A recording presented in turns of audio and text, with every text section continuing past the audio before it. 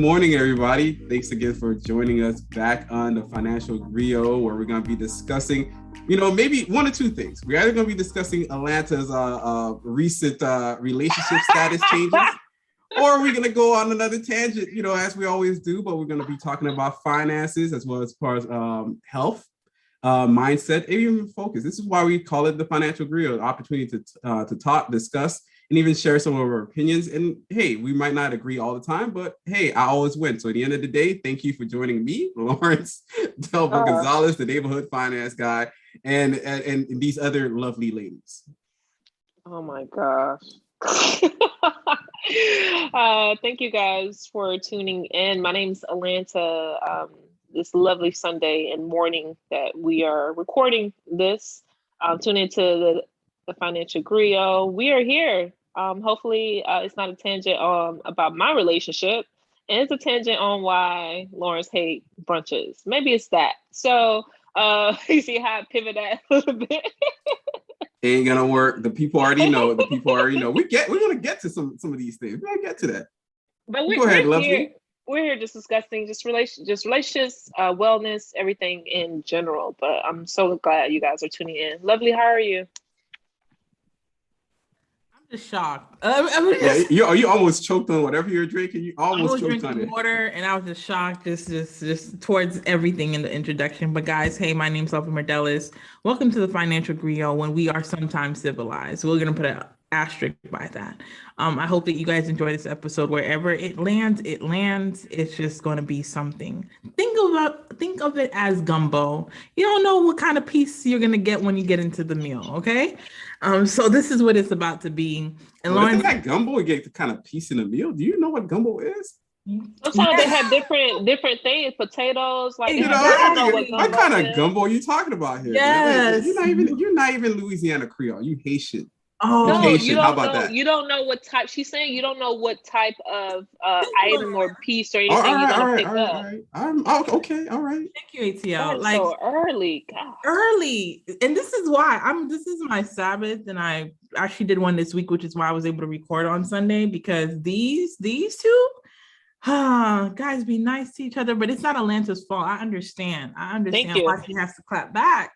I get it. But we're gonna get into this topic, whatever it's gonna be. How are you guys doing? Before we even talk about that, how are you guys doing? Like, for real, how are you? How was your week? What's going on? Always amazing. I'm not gonna lie to you. You know what? I'm like, let me give you a caveat, a little small story, right? I grew up poor. I didn't even know I was that poor until later on. My mom never bought me no tennis shoes. She shopped at Payless, and all I really know is like a church shoe. That's what her consideration of me going to school was all about. Middle school, almost through high school, until I had to get a part-time job at McDonald's. So I worked all those low-end jobs. So, now that I'm, living a little bit different. The fridge is full, hey, the AC could blast on cold without being, super hot in the house. So it's all good. So I love my life now. That's what's up.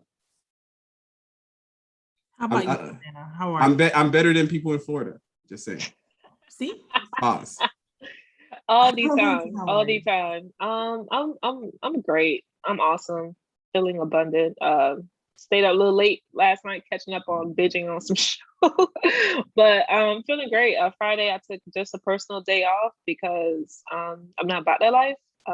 I do not work labor. Hashtag whatever they're doing right now is the trend. But no, I just took a personal day off. I just needed time off for myself.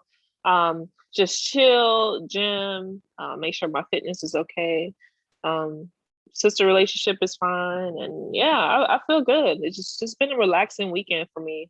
Everyone is outside. I'm inside, just enjoying the abundance of peace and quiet. That's where I'm at, really. So I forgot you guys were recording today, but we are here. Yeah, I'm here so I don't get fined. Right. So since you've been mentioning relationships, according to Lawrence, this is his synopsis. According to Lawrence, you were there too. You thought the same thing too. Don't try to act like you're different than me. According to Lawrence, as told by Lawrence, that you out here switching up because you got a little boot thing. We don't see you no more. We don't hear you. You jump in and out. What's up? What's going on, Alainta? Wait, before she get to that, let me say this, right? audience, I want you to think about it. There's some people in your life that just go missing when they get into a relationship. Is that right, or am I wrong? Am I wrong? Yeah, like there's the moment they get on, the moment they get on, you like, damn, that's how you feel. Like you gone. Like, oh, I'm busy. I got things to do. Like they all of a sudden you don't hear from them. You don't see them anymore. They're like, I can't do this. Whatever this friendship is all about. I'm busy. You know, I got things to do. You know. They air quoted. I got stuff, but they're really at home, just being homebodies with, you know, their new bae. So in this scenario, you know, the last couple of weeks, we haven't heard from Alainta. You know, well, last time we found out when she was like, I can't record. It's the weekend, it's the holiday, and lo and behold, you know, the next time she spoke to us about it, she's like, yeah, you know, I got a boyfriend now. Like, what? It was a quick upgrade. It was like, yeah, I was in a holiday. I was having a good time, and then and my boyfriend said, you know, it was a good time too. I'm like, what? A boyfriend? We're like, what? A boyfriend?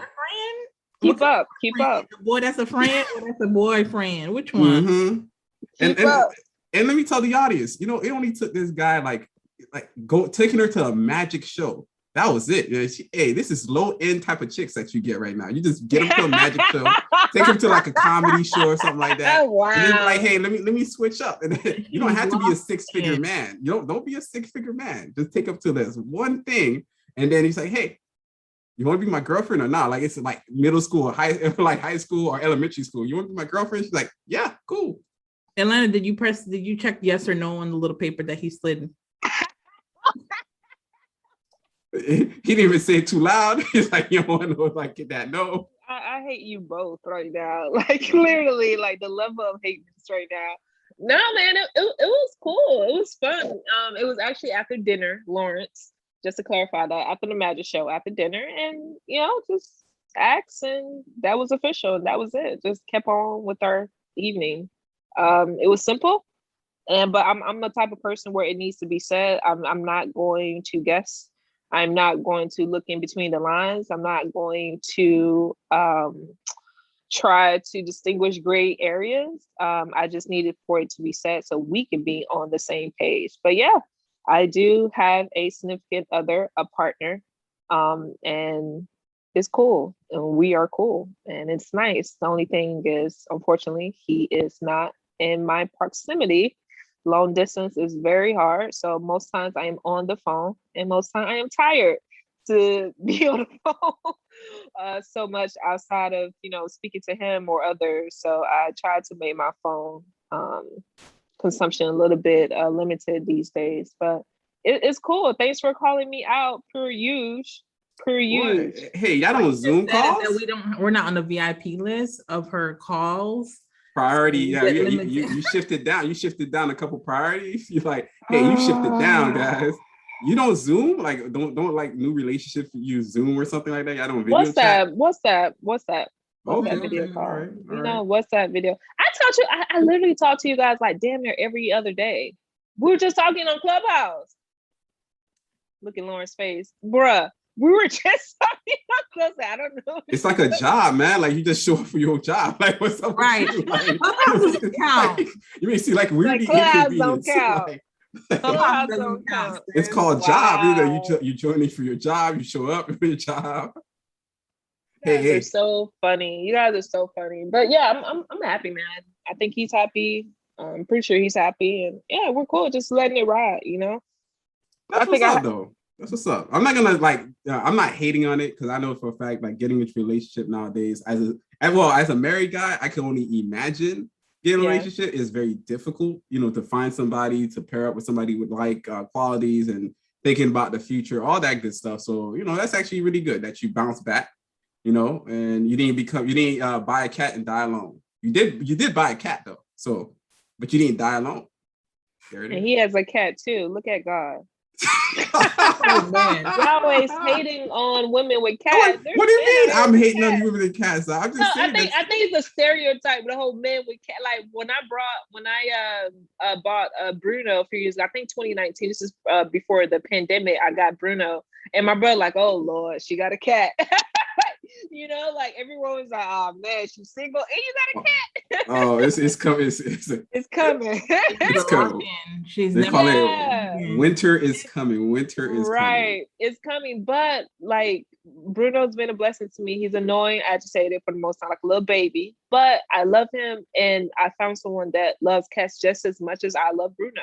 You know, and we're always like joking about when they will meet, who will have the most bigger personality, who will be more the submission, you know, type of cat. So it's cool, man. Like someday they will actually, maybe I'll make a video. They'll actually meet and who will do what. You know, I'm pretty interested in that whole dynamic. All right. I guess the question, to make it more of a financial thing, because this is a financial grill, we got to get into the money. When are you going to ask about like the finances? Are you thinking about asking, or have you guys having conversations about money, or y'all just trying to avoid it? Oh no, we've been having conversations about money since day one. So like when I say like full transparency, that's what I really liked about him. He was full transparent because he's making that transition possibly out of the military. So finance will come up, especially when you're in long distance. You have to kind of talk about money to kind of discuss hotel, fun things you want to do, excursion, however. So money will come up. So I was a little bit more transparent because I had want to make him feel comfortable discussing money. And of course, he's not Black American, right? So when talking about money, he's a little bit open because he understands like the value of money, because he comes from really humble beginnings into his career now, and he kind of seen the sacrifices his parents has made. So with him, money is like, you know, like while you're paying, you know, $300-400 for a meal, whatever, we can go home and cook and that sort of thing. So we have those sort of discussions, but more or less like his future and plans on what he would like to do in career transitions. So money does come up a lot in our conversations. So he's pretty open to the fact we talk about like credit card debt, and I finally, you know, found out how much credit card debt he has. So he finally told me about that. But yeah, it's pretty transparent at this point. I think he has a low key pressure, and I try to like reassure him to know that you're not gonna have all the answers in one conversation or discussing, you know, with someone else. However, you just have to allow it to come and do the best decision for yourself. And I always try to also acknowledge that all your choices that you do have, even stay in the military or not, are still good choices. Remember where you started. Remember that many people don't even have these good choices, right? So right now, the world is your oyster. So we have those sort of conversations. But yeah, it's pretty open, pretty transparent. I also found out he's no 50-50 man. So I'm all good with that. You pay the mortgage and I'll just, you know, cover other expenses. So I'm cool with that. He hates HOA for some reason. I don't know what's up with the whole HOA, but yeah, that's good. All right, that's nice. That's dope. So I guess I don't know. There's just a lot to unpack there, especially for a lot of young people now, especially avoiding that money conversation and where that goes. Did you find, I guess, because now that you went through your single and now you're in a relationship again, do you find that you've learned how to communicate better with guys in regards to money, and that actually helped out in this scenario? I'm out here asking the hard questions like it's an expose, man, straight up Oprah style. Yeah, compared to my previous relationship, I can kind of identify who's a little bit more comfortable discussing money, even because compared to my last relationship, I was talking about money for a minute until I found out how much that person makes, what he felt about money, his relationship with money, right? And kind of identify those type of, I guess, triggers a bit. Because we know we talk a lot about money, but most time it's not about money, right? It's about like that attachment or disattachment or some kind of scarcity mindset, whatever you've been through, to reference and influence you about consuming money or about behaving with money, right? But I think with him, I went into it really transparent to kind of like see where it goes. I never had the expectation he'll kind of jump on the wagon to kind of like, you know, discuss it. I just had wanted to show him in my way how open I was when it comes to this, right? It was just like small conversations like, I don't think I can have this, you know, like, you know, about difficulty trying to kind of manage my money sometimes when I have other things to pay for, or the increased expenses. Now I have people living with me, right? So with him, I think it was just like identifying that. I do think I noticed when we're discussing money, he'll bring it up rather than I will bring it up.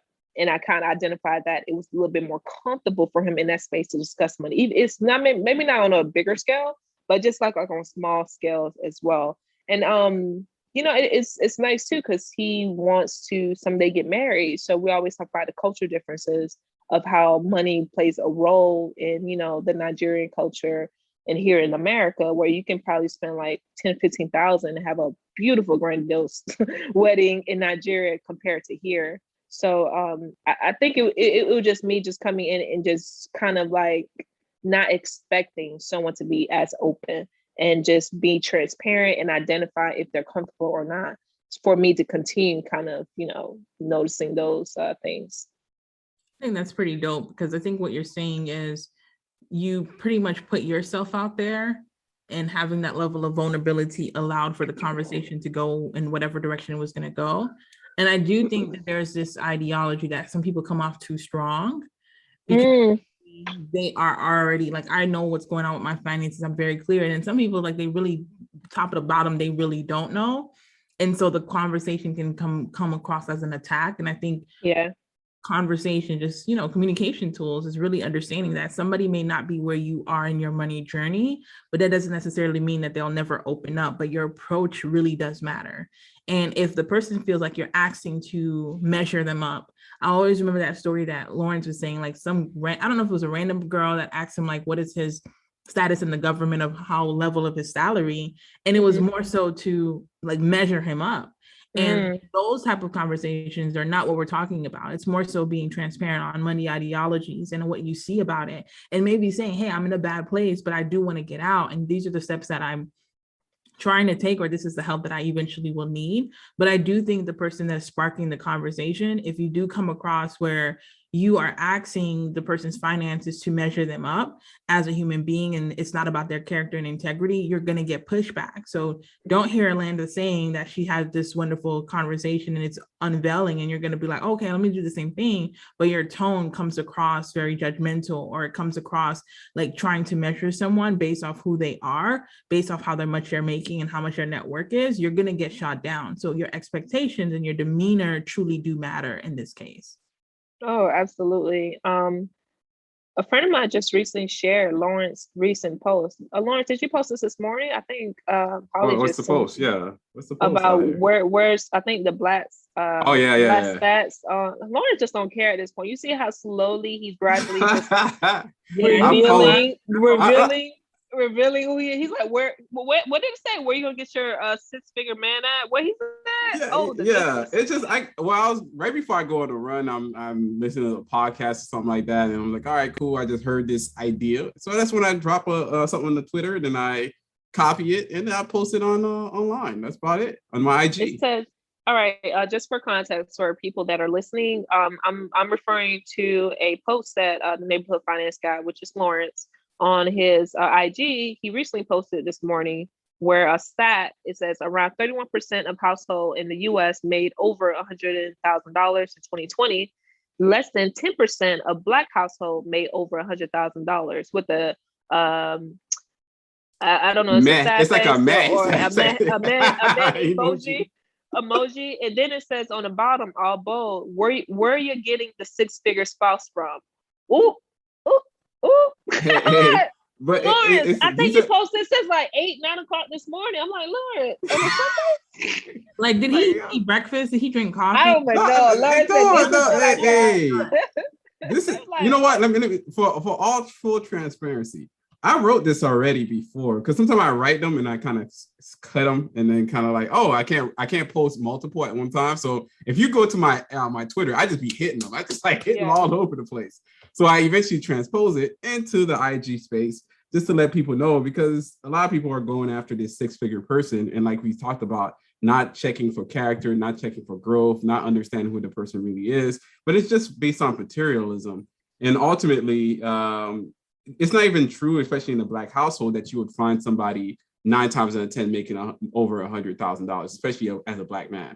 So I think there's only 5% Black men that make over 100K. It's insane. I'll say this too, because I was having a conversation with my best friend about this the other night, and then you posted this morning, and we just start talking about it until I fell asleep. But I will say this is that most time I think as women, Black women, we want our mate or our spouse to match us, our economic salaries and whatnot, opportunities, right?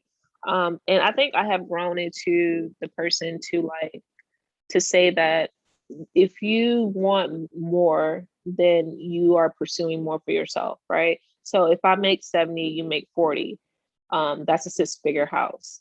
Are you okay making 40? Do you want to make more money? Can I inspire you? Can I motivate you to try to thrive to make more money? If not, then you are pursuing other things as well. But internally, are you okay with making that sum of money? I kind of learned that if a person is happy, internally happy, they're happy at, with themselves, they're content with their lives, they're content with their managers, or even striving to create their own business someday, then I'm happy for that too. Because at the end of the day, if you guys are managing funds together in the right way, right? You can be living off 40, 50,000. I know some Haitian couples growing up living off way less with children at that, and they were happy. And couples were still together to this day. Haitians don't divorce anyways. They're still that's a weird stat, but okay. No, they're still together to this day. So it's just like, is it really money, or is it the person behind the money as well? So for me, my guy don't have to make 6 figures. If he's okay making the money he wants, or if he wants to thrive to make more money, aspire to make more money, then I know as a woman, as his partner, I want to create a space for him to know that you can. If I need to make sure the home is fine, and I need to make sure that we can do this and possibly take risks or do other things, then we have to be that person behind the money, managing the money well, and be the couple that we can be for ourselves and for our family. That's the person I want. So if you okay, covering, some light bills or whatever in a 6-figure house, I'm cool with that. A 6-figure house is much better, and a happy home is much better than just having a spouse in 6-figure, because he could be, shitty as well. So who knows? Oh yeah, yeah. Like you know what? When you said that statement about like Haitian couples don't divorce, I'm like, dang, is my mom, for all this years, it's rare. Is she rare, divorced really? Yeah, I can't even trust my mom half the time. Like she hasn't been with my dad ever since I was born, so that's been the case. But I don't think she actually divorced him. Just for the record. I guess she files single, right, as a taxpayer. So I guess she is. Yeah, maybe that's the case. Maybe they were married in Haiti and never transferred those things here. Maybe you know what? That's another good point. It's another damn good point. Damn, Haitian families got. But I see my mom. I see my mom marriage license, so that's why I knew she was married after she had me. But yeah, my mom been on some like, you know what? We ain't gonna. That's a whole other conversation. It's a whole other conversation. But it's good to hear that you found somebody for you, and you're actually having these conversations without being afraid of them. Yeah. Oh, sorry, guys. Damn, you came in like kind of rough there. My voice, it's early in the morning. Excuse me, guys. But no, like this is really good. I think these cornerstones of conversations are really healthy, and we look forward for more people to have them. And I think this ideology of searching for something that you're not even for yourself, I think it's going to lead us to a dark path as a society for a long time. We're looking for things in people that we have not even conquered for ourselves. So we'll see how it runs out, but I'm going to read this. I don't know if Lawrence meant for me to read it out loud, but I'm going to read it out loud. I did mean for you to read it out loud. He did. He did. Okay. You ever been out with a group of Black women with good jobs? They spend money like drug dealers. Appetizers, bottomless mimosas, desserts. They add guacamole to everything too. Sheesh. And then there was the laughing emojis. We got to give you the effects. There was the laughing emojis. And I'm really grappling. It's true. It's true, because I know you went to dinner last time and you went a little ham. You went to Not even like the poor people side of Atlanta. She had the For some reason, guacamole. she found the most expensive side of Atlanta because she doesn't live this way no more. You don't live in the poor areas. You don't go there. You don't frequent. You got to go in the places where, you know what, you feel upscale. We did not go crazy. The food keeps you starving. You know what I'm saying? At the end, you're like, I had a delicious meal, but I'm still hungry. Oh my goodness. No, we did not. I don't know. We didn't go to a restaurant that was that crazy. I don't remember that crazy. Yeah, but that's because she knows about the restaurant. It's not that crazy that time, but there's other times. There's other times here and there, but we went out with the team. What am I supposed to take them to? McDonald's, guys? Come on. Hey man, Fridays, TGI Fridays is still open. No. Hey, Chili's are pretty good. 3 for 10, 3 for 12. No. Like, you're out here, hey, you gotta cut spending wherever you can as a small business owner. That's what you gotta do. But it's not like we're Sometimes you just get them pizza. You call it what it is. It's okay, team. You can get pizza, but it has to be at least decent quality pizza. You gotta feed your staff. Papa John's. So we talking Papa John's here, not Little Caesars. No, not Little Caesars. No, not at all. I'm not doing that to them. If somebody out there mad right now because they love Little Caesars, right? I used to eat Little Caesars. Yeah, little $5, like $5. Or even Pizza Hut. I used to eat that. And it was terrible. $5.35. $5.35. Yeah, I remember. I'm not that far removed, but this is the reason why Lawrence would be the one to find this type of meme, number one, because he's a brunch hater, and we're gonna talk about it.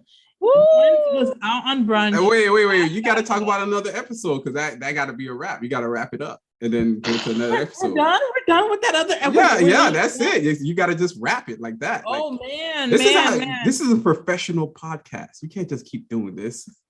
Here we go. Respect yourself. Did we have a good solid? What was that? 20 minutes, 25? Well, let's wrap it up. You guys, where can they find us? Like, damn, we're so unprofessional. Oh man. I'll probably have to cut this one up as well. But no edits, no filters out here. We don't do that. Oh my goodness. Before we wrap it up, I will say too about the qualities and everything that you mentioned, Lovely and Lawrence, is make sure you're looking at your partner or whoever that you're dating about not only spending habits but just habits in general, right? I've noticed that over the years, and whoever I'm dating, whatever I do, naturally and subconsciously pick up habits from them. And a previous relationship, I picked up really bad habits that I wasn't doing prior to the pandemic, is constantly eating out. Not just eating out Haitian food, like eating out the pizza, the Wendy's, the fast food things. And I wasn't doing that at all, where now it was becoming convenience. When I seen this person, I knew there's food. And when there's food, there's fast food, right? So make sure you're looking at those small habits, because I was a person where I cooked.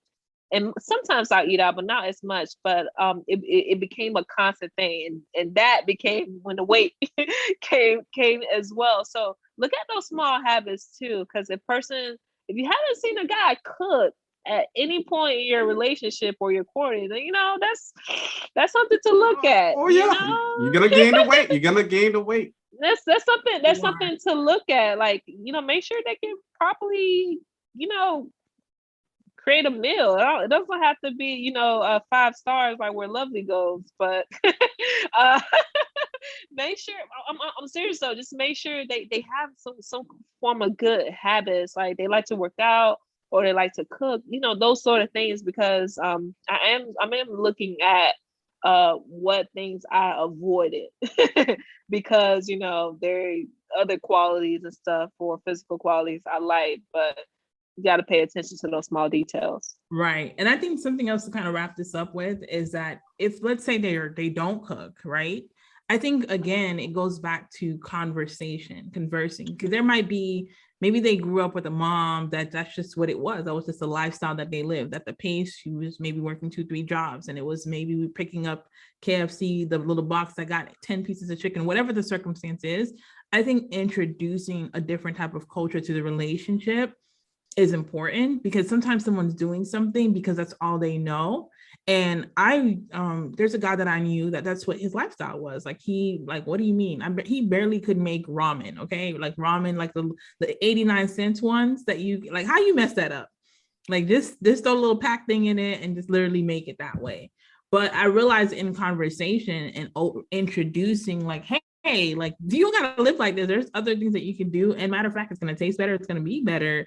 There was a shift and it became something that he literally enjoyed. So I think there's something to be said about more so the personality type that's willing to not necessarily change for you, but to see reason to be able to explore something different. I think there's a default of like, oh, okay, this is who the person is, but conversation can open somebody else to a whole different type of living. I think it's problematic when people just are not, they don't want to be malleable at all. They don't want to move. They don't want to be flexible at all.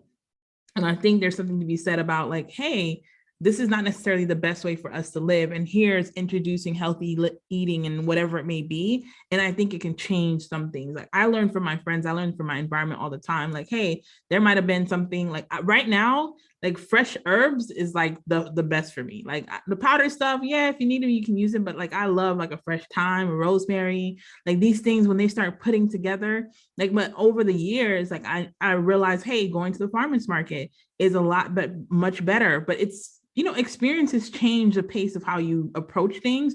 So I wouldn't say necessarily if you see these habits to quickly say, okay, this person's off my list, but maybe having the conversation to see, are they even malleable? Because some people, they just don't want to move. That's just how they're going to live. But if you can find someone that's willing to converse and to pivot, I feel like it brings something to the relationship. And you might be able to introduce them to like, hey, fine dining, for me, to be honest with you guys, is getting quality, fresh food and really making it, letting it simmer, seeing the smell come in the aroma of the kitchen. Like, I love it. I love hosting people. I love making meals. And so for me, that's truly my fine dining. And that's why when I do go to a restaurant, it's not necessarily about it being expensive. I like restaurants that really, they have a story behind their food. They have something that they want to bring, and it's, they're plating it, but the plate itself has a story, or the chef went here to get the herbs. So to me, that's really like the cultural experience of food for me, like getting it much more deeper than just going to a fast food restaurant. So that's just my 2 cents on that part. That was a rant, but y'all survived. Rich. That's what that translated to. I am rich now.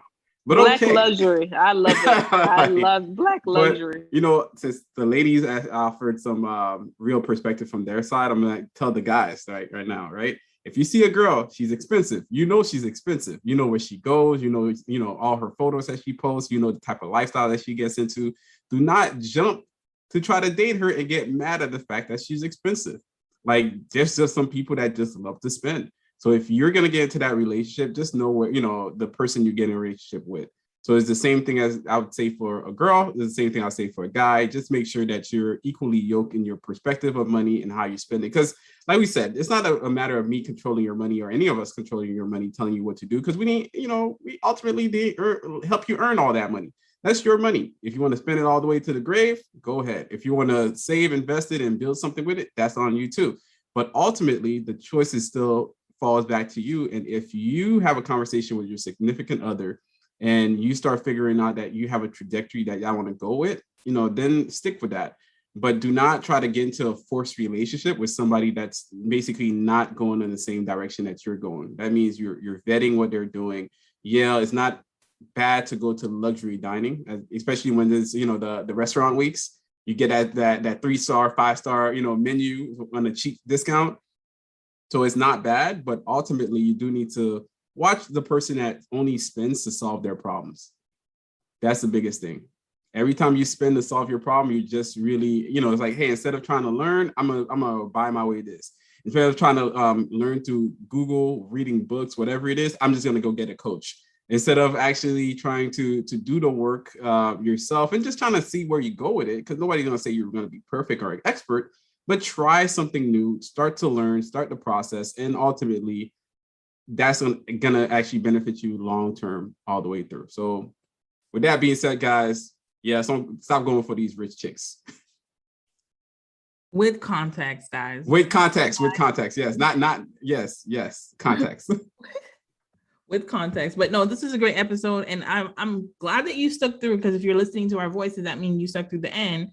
And you see that we know how to actually give good, solid advice, kindness, and we're not ratchet all the time. So you got a little bit of ratchetness in the episode, but what is a life if it's boring? Put a little color. So thank you for listening to the Financial Griot. That's a wrap. Yo.